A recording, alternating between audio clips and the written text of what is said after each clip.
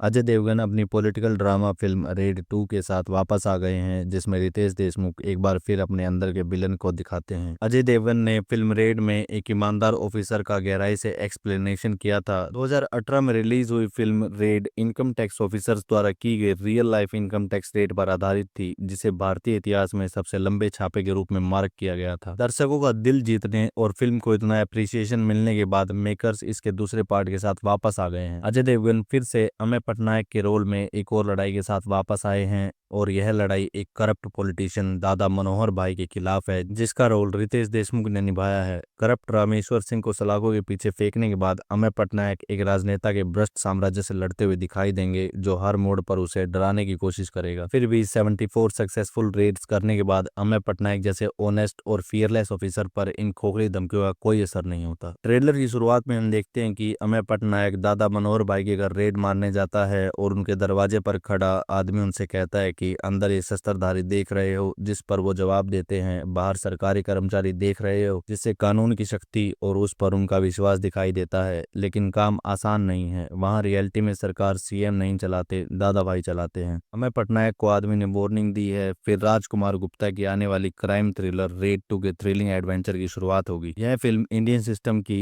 अंधेरे और भ्रष्ट गलियों में गहराई से गोता लगाने के एक सिमिलर कंसेप्ट को फॉलो करती है। यह नए और अटूट तरीके से पॉलिटिक्स को दिखाती है। यह स्टोरी को एक हाई लेवल वाले ड्रामा के रूप में प्रेजेंट करता है। हालांकि सवाल यह है कि अमय पटनायक पॉलिटिक्स की अंधेरी सच्चाई को दुनिया के सामने लाने में सक्सेसफुल होंगे या रितेश एज ए विलन यह लड़ाई जीत जाएंगे। फिल्म का ट्रेलर पावर, पॉलिटिक्स और पंचलाइंस की एक झलक प्रदान करता है, जो 1 मई 2025 को थिएटर्स में फिल्म रिलीज होने के बाद व्यूवर्स को दिखाई देगी। अजय और रितेश के कैरेक्टर्स के बीच आखिरी लड़ाई को दिखाते हुए अमय पटनायक कहते हैं, चक्रव्यूह में फंसोगे तो गुस्सा तो आएगा ही। दादा मनोहर भाई ने जवाब दिया, ये पांडव कब से चक्रव्यूह रचने लगे, जिस पर पटनायक उन्हें जवाब देते हैं और कहते हैं कि मैंने कब कहा कि मैं पांडव हूँ, मैं तो पूरी महाभारत हूँ। जैसे ही ट्रेलर रिलीज हुआ, नेटिजन्स ने उस पर अपने व्यू शेयर करने के लिए कमेंट सेक्शन का सहारा लिया। एक कमेंट में कहा गया, जब भी रितेश विलन का रोल निभाता है मुझे तुरंत पता चल जाता है कि वह कुछ खास करेगा। एक ने कहा, रितेश देशमुख का विलन वाला लुक प्योर चिल्स दे रहा है। एक यूजर ने फिल्म से इलियाना डिक्रूज की एब्सेंस की ओर इशारा किया और कहा, इलियाना डिक्रूज रेड के पहले पार्ट के लिए एक परफेक्ट एक्ट्रेस थी। कम से कम वह एक आम आदमी की पत्नी की तरह तो लग रही थी। वाणी कपूर एक ऐसी पत्नी की तरह दिख रही हैं जो बहुत मॉडर्न है। लेकिन फिर भी मुझे उम्मीद है कि यह फिल्म हमें सरप्राइज कर देगी। अमय पटनायक हमेशा से आम आदमी होता है, लेकिन दादा मनोहर भाई उसे देखने में इंटरेस्ट रखता है। और बाकी तो अब फिल्म के रिलीज होने के बाद ही पता चलेगा।